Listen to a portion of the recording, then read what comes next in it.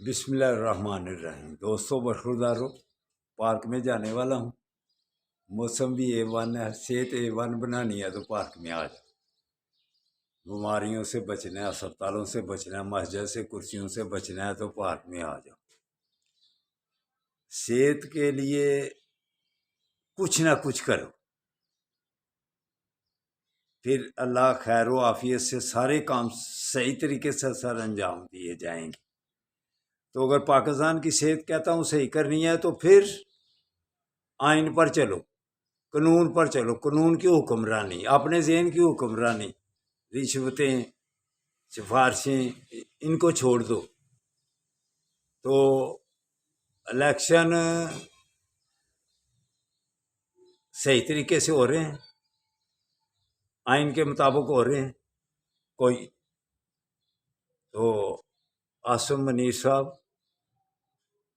پاکستانی عوام کے ساتھ سختی اور اسرائیل کے ساتھ نرمی، یہ ہے آپ کی بہادری۔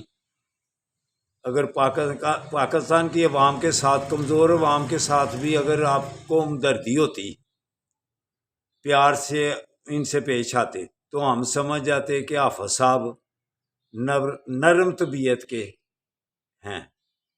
لیکن یہاں سختی، جن کے پاس کوئی اسلحہ ہے ان کو زیادتی، اور اسرائیل کے ساتھ نرمی۔ بیان بھی آپ کی زبان سے کچھ نکلا ہے تو عاصم منیر صاحب وہاں آنکھیں بند کی ہوئی ہیں۔ کل 24 گھنٹے میں 700 لاشیں ملبے کے نیچے، بچے، جوان، بوڑھے، عورتیں۔ آپ اللہ کے عذاب کو دعوت دے رہے ہیں، اللہ کی ناراضگی کو دعوت دے رہے ہیں۔ یہ پوچھو نہیں آپ سے، تو اگر روزانہ ہی آپ خاموش رہے اور وہ 700، 800، 800، 1000 لاشیں مربے کے نیچے گراتا گیا تو یہ مسلمانیت ہے؟ مسلمانیت ایمانی طاقت کو اجاگر کرو۔ جیسے چھوٹا سا ملک ہے یمن، اس نے ظاہر کی ہے آپ کے پاس ایٹمی طاقت ہے، لیکن پھر بھی آپ آنکھیں بند کر کے صرف اور صرف آپ کی نظر پاکستانیوں کو دبانے کی ہے۔ تو یہ وقت جلدی گزر جاتا ہے اور گزرنے بھی والا ہے، آپ ریٹائر بھی ہونے والے ہیں۔ اس کے بعد پھر اس کے بعد کا جو